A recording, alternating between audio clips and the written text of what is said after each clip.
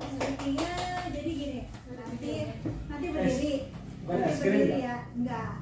Cuma es break ya, nama es krim. Iya, jadi kita biar semangat ya ibu-ibu ya. Icebreakingnya adalah contohnya kayak gini. Kalau ini kan tepuk-tepuk, kita bukan tepuk. Jadi kayak misalnya saya bilang dor, dor. Jadi balas ke saya dor. Kalau saya bilang dor, ya. Jadi ini mengingat. Terus yang kedua, belum. Ini masih ke icebreaking, ya. Terus kalau misalnya saya bilang dor. Terus gitu ya. Ya, jadi kayak ditembak gitu ya. Terus kalau misalnya saya bilang gitu. tidak Pak, ya boleh.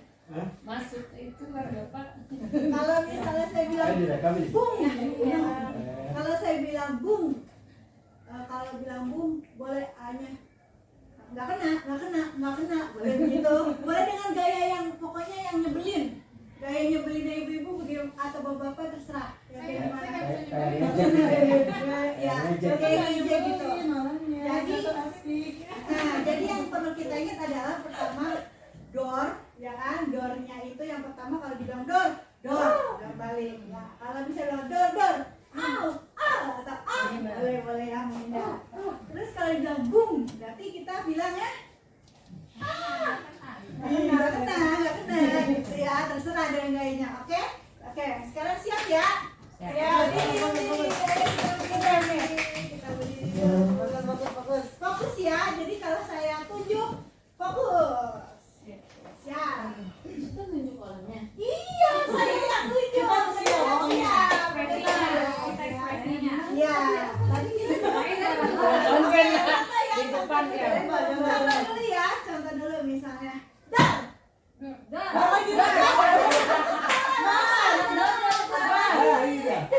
Tembok balik ya, oke. Terus dar. Ya, begitu ya. Tapi dar.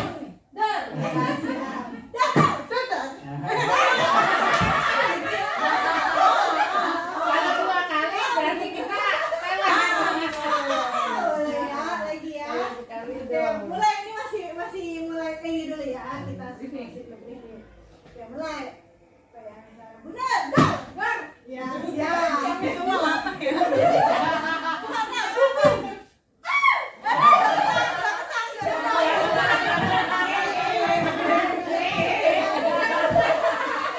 pokoknya gaya ngeselin boleh juga gini udah kena gitu ya, pokoknya bilang badannya betul bisa main. Oh gitu, tak apa ya. Oke, sekarang udah bisa mulai? Bisa. Ya. Siapa ya? WK Dor.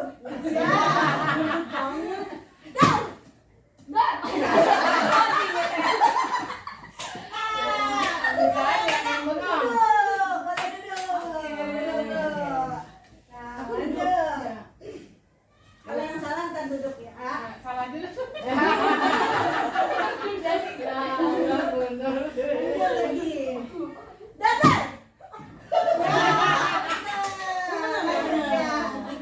Dia nyari yang siap dia. Yang siap dia. Dor.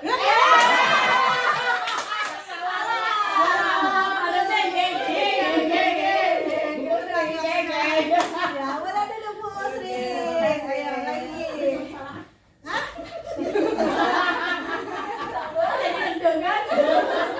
Ditembak jatuh cinta. Bum.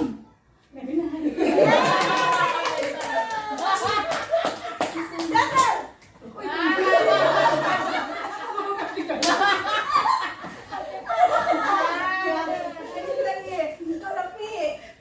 Udah siap Rafi nih? Siap. Dar. Dor.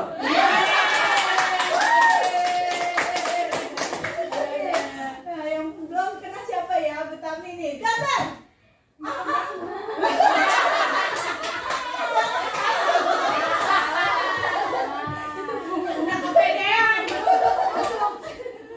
Lagi. Boom. Ya kena. Lagi. benar nih. Dokter. Jangan salah. Ya, duduk. Dokter. Oke, boleh duduk semua. Bagaimana kali ini? Keren ya. Oke, tujuannya dari SDG ini supaya kita semangat ya memberikan. Nggak ngantuk ya? Iya betul, biar nggak ngantuk dan juga melatih kefokusan, kefokusan kita. Kita lanjut untuk materinya, kita masuk ke materi ya, teman-teman. Nah di sini ada konsep inti dari budaya positif yang akan kita bahas nanti tentang perubahan paradigma belajar, lalu disiplin positif, nilai-nilai kebajikan, ya. Oh nilai-nilai kebajikan ada 2. Mungkin salah nulis kali. Motivasi perilaku manusia, posisi kultur guru dan keyakinan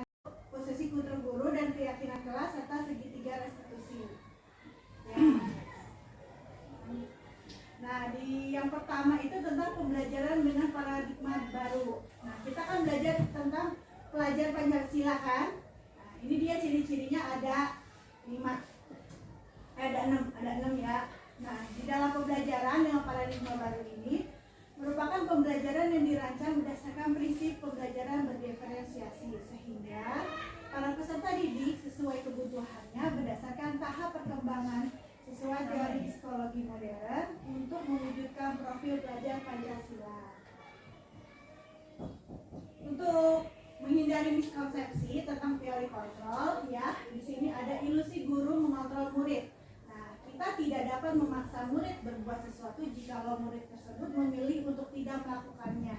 Ya, ini adalah konsep yang diterangkan oleh Dr. William Glazer. Yang kedua, ilusi bahwa kritik dan membuat orang merasa bersalah dapat menguatkan karakter. Nah, menggunakan hal tersebut menuju pada identitas yang gagal. Lalu, ilusi bahwa semua penguatan positif efektif dan bermanfaat. Nah, penguatan positif ini sama dengan bentuk-bentuk kontrol dalam jangka tertentu. Murid menyadari dan mencoba menolak. Bisa jadi murid menjadi tergantung pada pendapat guru. Dan yang terakhir, ilusi bahwa orang dewasa memiliki hak untuk memaksa. Perilaku memaksa ini tidak akan efektif untuk jangka waktu yang panjang dan sebuah hubungan permusuhan akan terbentuk. Jadi ini dia ya untuk menghindarinya. Nah, untuk mengubah paradigma stimulus respon ke pendekatan teori kontrol. Nah, stimulus respon tentang dunia dan ini ada beberapa ya teori kebutuhan kita bersama. Nah, realitasnya kebutuhan kita berbeda. Nah, sedangkan dari teori kontrol dari stimulus respon tentang dunia semua orang melihat hal yang sama, tapi di teori kontrol tentang dunia setiap orang memiliki gambaran yang berbeda. Lalu kita mencoba mengubah orang agar berpandangan sama dengan kita. Namun di teori kontrol tentang dunia, kita berusaha memahami pandangan orang lain tentang dunia. Nah, di stimulus respon tentang dunia, kita perilaku buruk dilihat sebagai suatu kesalahan. Namun di teori kontrol tentang dunia, semua perilaku memiliki tujuan.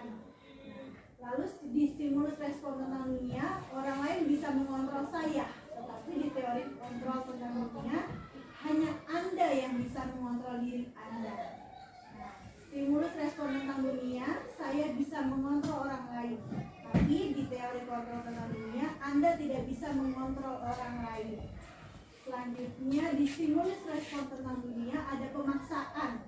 Pemaksaan ada pada saat bujukan gagal. Tapi di teori kontrol tentang dunia, kolaborasi dengan konsensus menciptakan pilihan-pilihan baru. Dan yang terakhir, yaitu di stimulus respon tentang dunia itu model berpikir menang atau kalah. Tapi di teori kontrol tentang dunia model berpikirnya menang.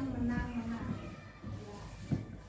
Nah, disiplin positif itu adalah disiplin yang mengacu pada disiplin diri yang memiliki tanggung jawab terhadap apa yang dilakukannya berdasarkan pada nilai-nilai yang diyakininya. Untuk menciptakan murid yang merdeka, syarat utamanya adalah harus ada disiplin yang kuat. Disiplin dirinya berasal dari motivasi internal, jadi bukan dari eksternal ya. Jika kita tidak memilikinya, maka memerlukan pihak lain untuk mendisiplinkan kita atau memotivasi eksternal.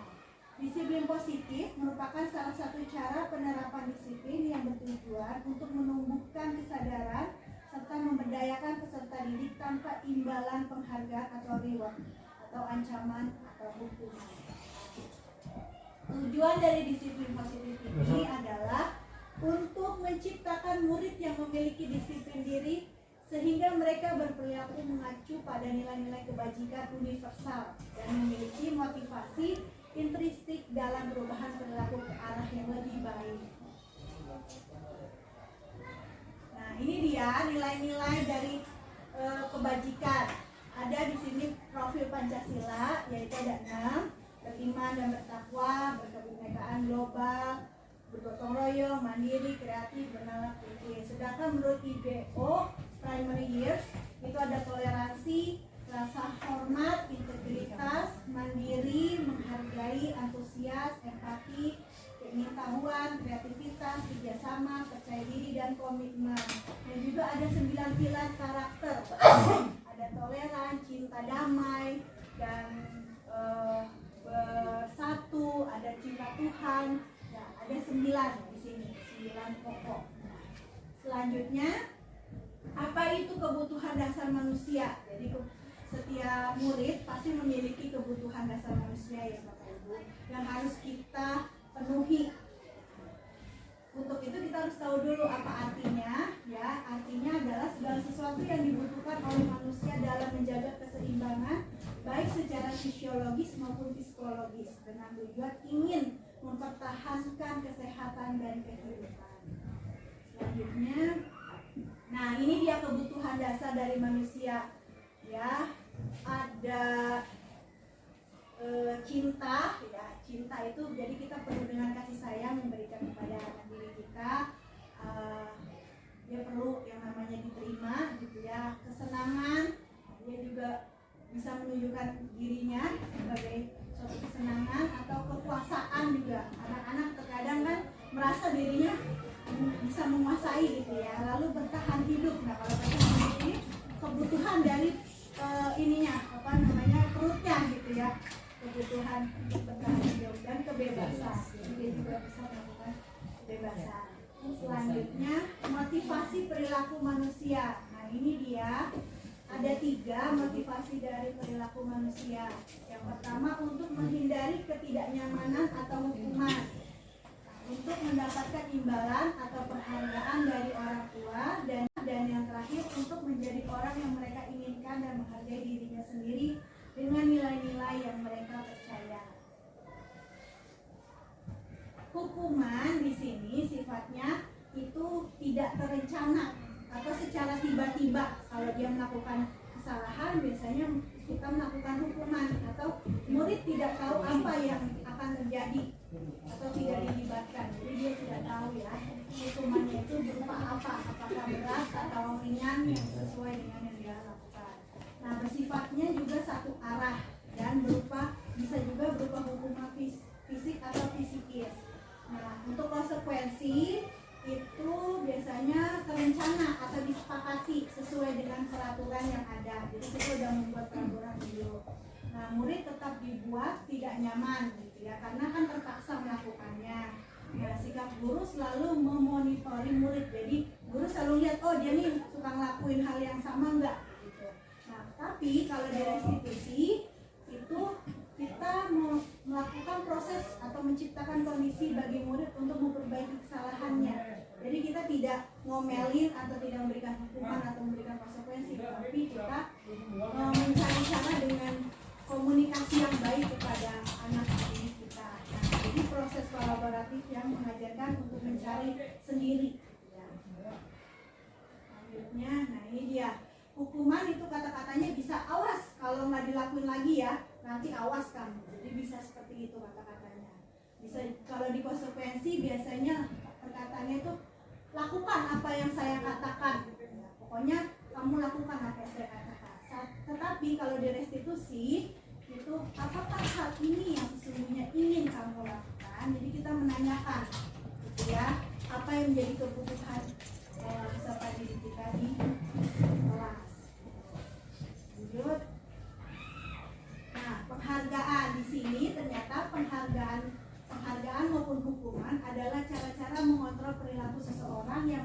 memberikan potensi untuk pembelajaran yang sesungguhnya. Penghargaan itu tidak baik ternyata Bapak Ibu ya, memiliki dampak yang kurang baik.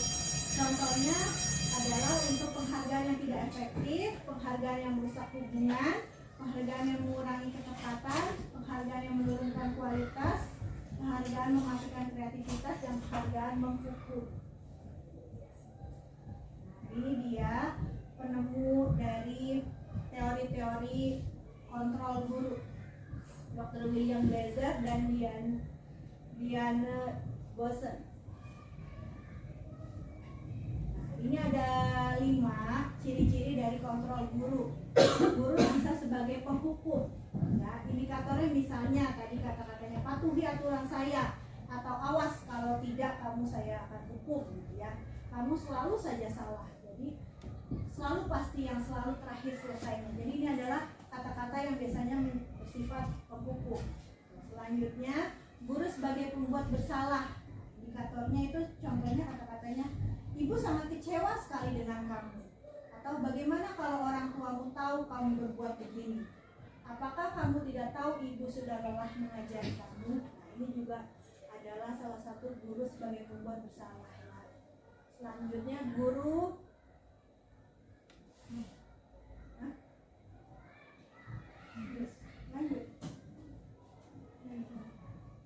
guru sebagai teman. Nah, kalau sebagai teman kita mengajak anak didik kita seperti kata, ayo bantulah demi ibu ya. Ya sudah, kali ini tidak apa-apa, nanti ibu bantu bereskan. Seperti itu contoh kata-katanya.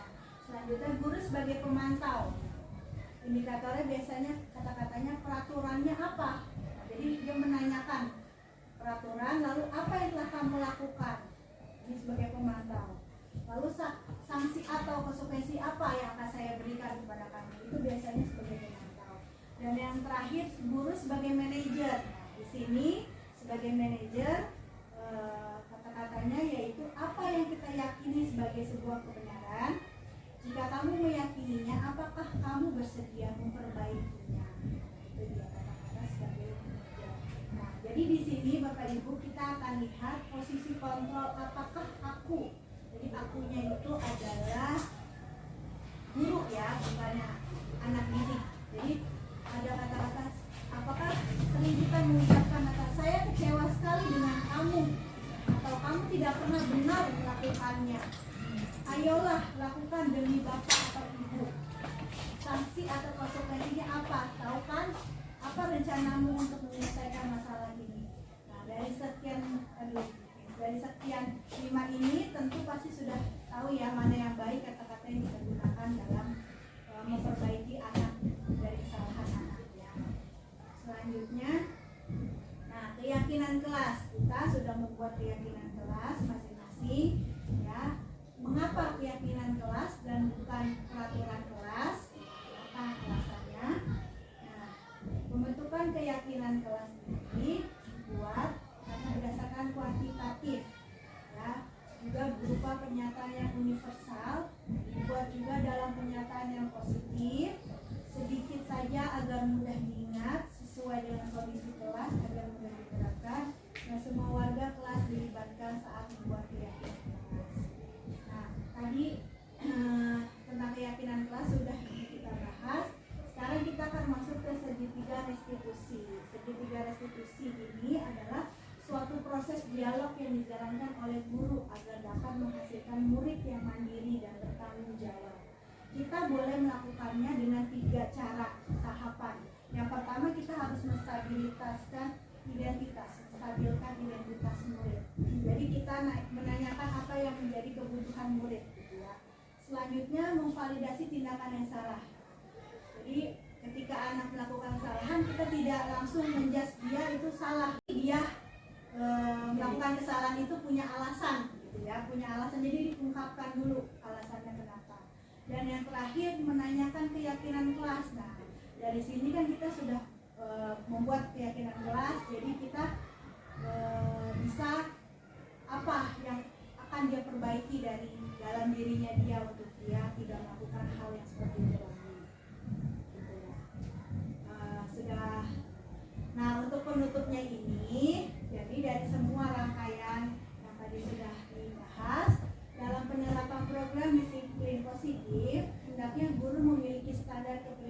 kepribadian, profesional, dan sosial yang baik, di mana guru mampu merefleksikan dirinya dalam posisi kontrol saat ini. Bagaimana perjalanan dirinya sebagai among atau manajer yang menuntun murid-muridnya menjadi insan yang mandiri, merdeka, dan bertanggung jawab. Terima kasih dan sekian penjelasan dari saya. Ada yang mau bertanya nggak? Sebelum Coba nih saya sedikit ya. ya. Dari kesimpulan tadi yang Putri sampaikan, jadi kesannya, bukan kesannya, artinya guru itu harus berpenampilan lembut ya. Tidak boleh berkata kasar, Betul. tidak boleh kata-kata apa namanya, menjustis apa. Iya, betul. Sedangkan situasi kelas, anaknya itu gimana gitu kan, anaknya itu yang bandel, yang sering ini. Nah itu kan kita kan suka lepas kontrol gitu kan. Ya, jadi gimana? Jadi ada semacam apa namanya, bertolak belakang dengan situasi yang sebenarnya gitu kan. Nah itu cuma pemecahan masalahnya yang harus dantak gitu kan. Yang memang itu kan tadi ada 3 tahap ya Pak. Tiga tahapan institusi, segitiga institusi, menstabilkan identitas. Jadi kita pertamanya itu kita ngasih ini dulu. Jadi gini, setiap manusia kan tidak ada yang sempurna. Jadi kita bisa ngomong kayak gitu, mengatakan kepada murid setiap manusia kan tidak sempurna. Bapak juga punya salah, ibu juga pernah punya salah gitu. Nah, terus yang kedua kan tadi validasi tindakan yang salah, kita tanyakan, terus kamu melakukan hal itu pasti punya alasan kan nak? Gitu. Jadi tetap bersikap, memang sih susah gitu ya, sulit.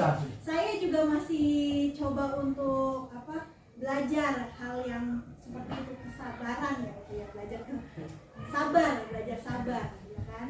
Juga kalau masih anjing. Iya. 5 menit berikutnya udah ada itu aja. Iya, mungkin. Jangankan 5 menit nih, 2 menit. Nah, iya.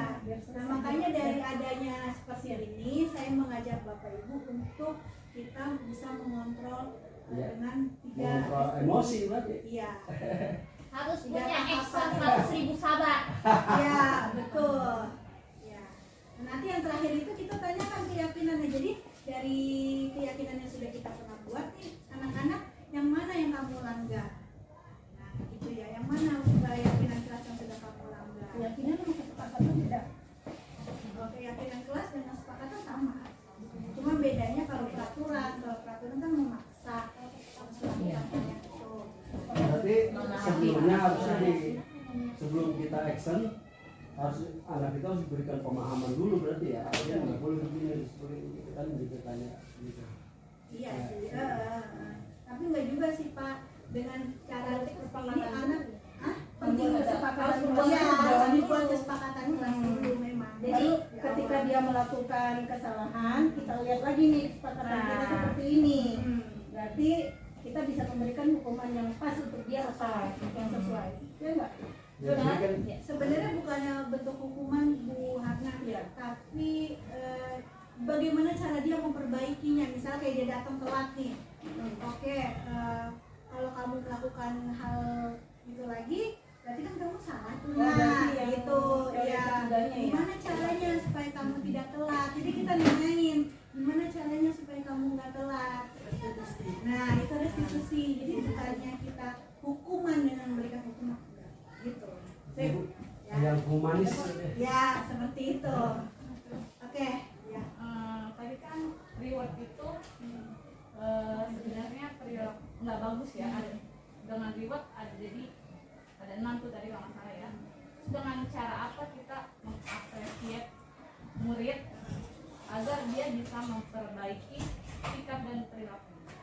Kalau bukan Dengan sikap kita, guru. Jadi misalnya senyum atau memberikan pujian. pasti kan ada kalanya siswa itu lebih mengapresiasi, seneng banget deh gitu kalau misalkan dapat kayak gitu. Iya, justru itu. kayak coklat. Iya, justru itu misal itu jadi membuat dia tuh merasa bangga, sombong gitu loh sama teman-temannya. Itu kurang bagus. Jadi cukup dengan Apresiasi dengan apresiasi bagus sikap anak-anak dan gitu. perilaku kita Iya, sendiri. betul. Segitu. Cukup, Miss. Cukup bagus. Sudah? Siap. Oke, terima kasih teman-teman. Ya. Terima kasih. Ini video kan? Thank you.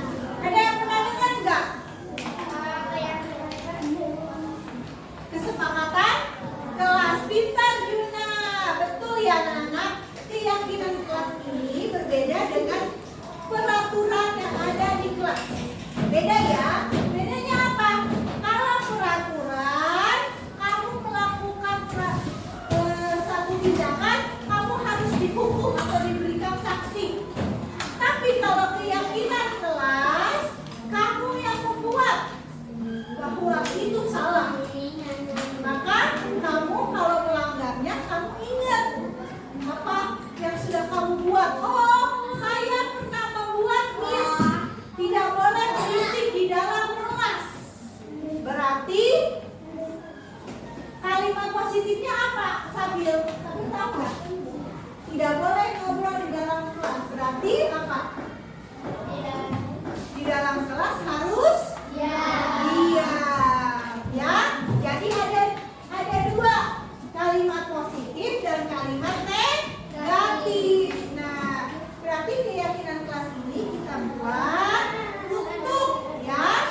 untuk membuat perubahan diri kalian menjadi murid yang baik di dalam kelas. Contohnya tadi, tidak boleh. Ini misalnya kalimat negatifnya.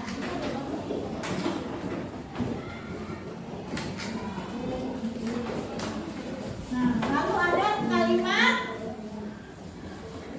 positif.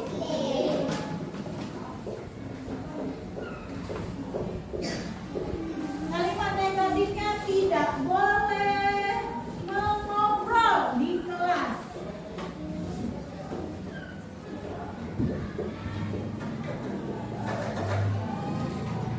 Lalu kalimat positifnya apa? Duduk dengan rapi. Bukan ya. Duduk dengan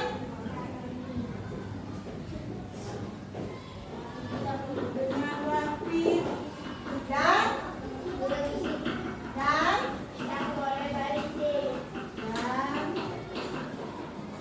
diam, ya kan?